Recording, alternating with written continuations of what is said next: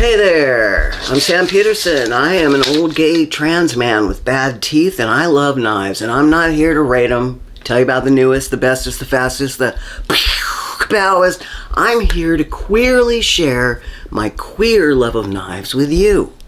Like and subscribe.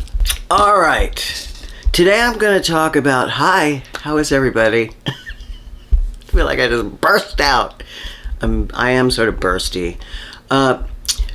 Today I'm going to talk about two knives I absolutely adore, both in titanium, and that is the Demko 20.5 and the Giantmouse Nazca. Let's see if that helps. Let's just get the Demko out of the way, because some of you have forgotten your respect, Junior. Everybody is so in love with the Cub Shark, which is a wonderful knife. Absolutely, sure. But fellas, you don't need to put the father down to appreciate the daughter. There's something really gross about that, but whatever. Don't step on the AD20.5. Where is it? This is just a genius knife. Its charms are infectious. And not necessarily immediate, by which I mean it's not a looker, but it grows on you. It's a grower, not a shower.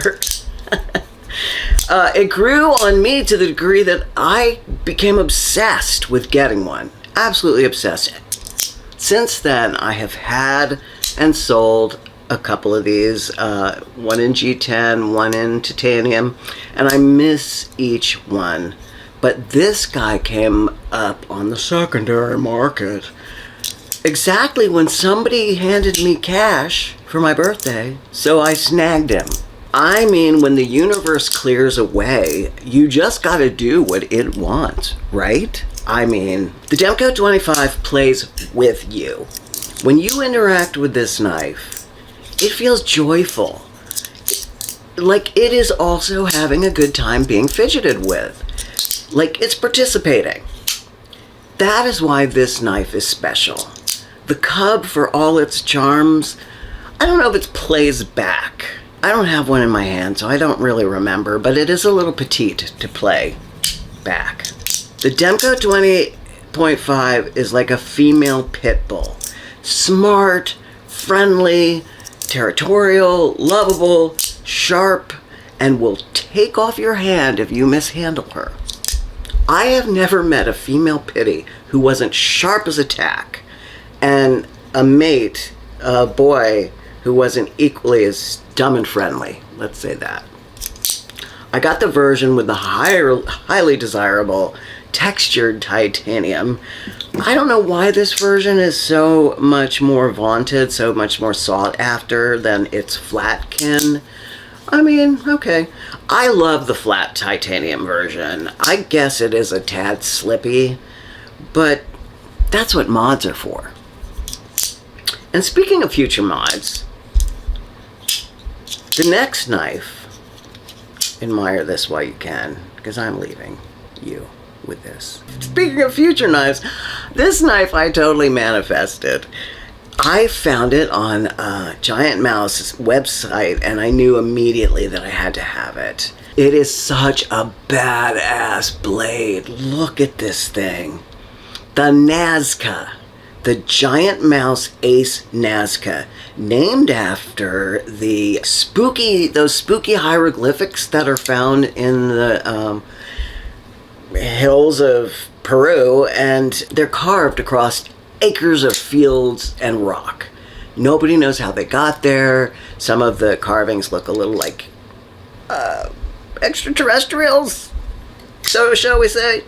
Nobody knows what happened, how they got there. Many, of course, believe that, yes, a higher power had a hand in carving these things. They're very cool. Look it up. Anyway, how cool is that? I love this Peruvian ET work. I think it's beautiful, it's compelling, it's unique, much like this Ahira knife. This fucking knife, y'all. It's so handsomely machined and fitted. The steel is M390. Oh, by the way, my steel on the Demko is 20 CV. Yeah, it's M398. It's got a row of 6 perfect jimps. Jimp is a singular of jimping. So it's got 6 perfect jimps right there. Perfectly placed and enumerated. I'm not a huge fan of the button down to lock kind of a guy. I find these mechanisms a little rough, a tad crude sometimes.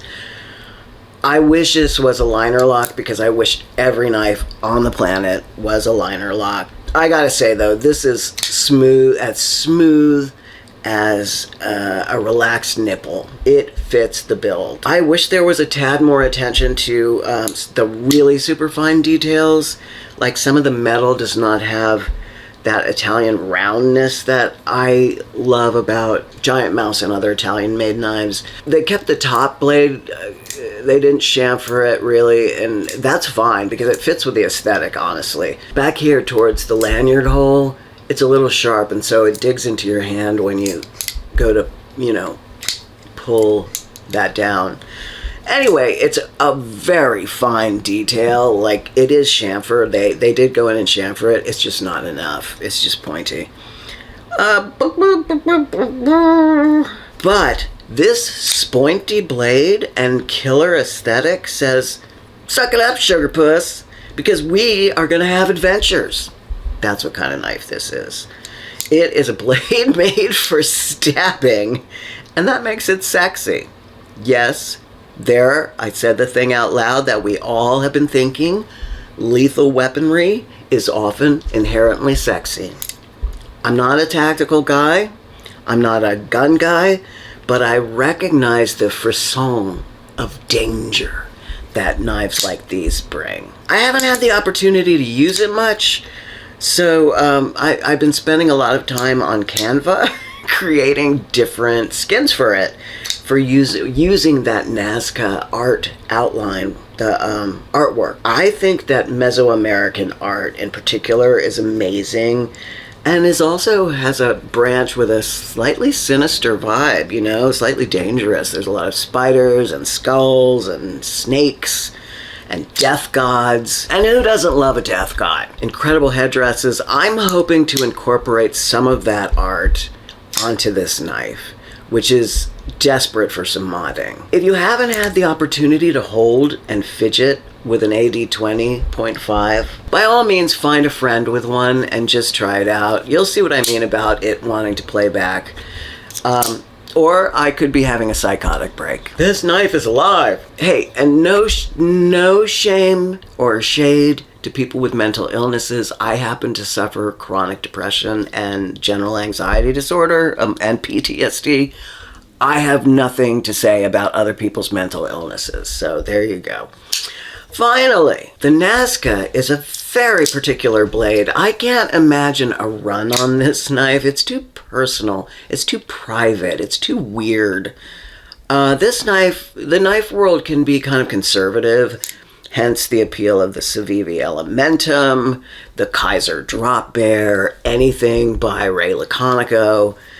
Although there are plenty of you out there who love a Gavko, Serge Panchenko, or an Elishewitz. Finally, to bring this blade back home, you have to pull down that button, and in doing so, seat the knife in the butt of your hand, as I mentioned. I wish it was a little more chamfered, so it's not really great for long-term fidgeting, unfortunately. It gets too painful in the seat of your palm. That's what she said. I hope that your Kwanzaa, Eid, Christmas was lovely.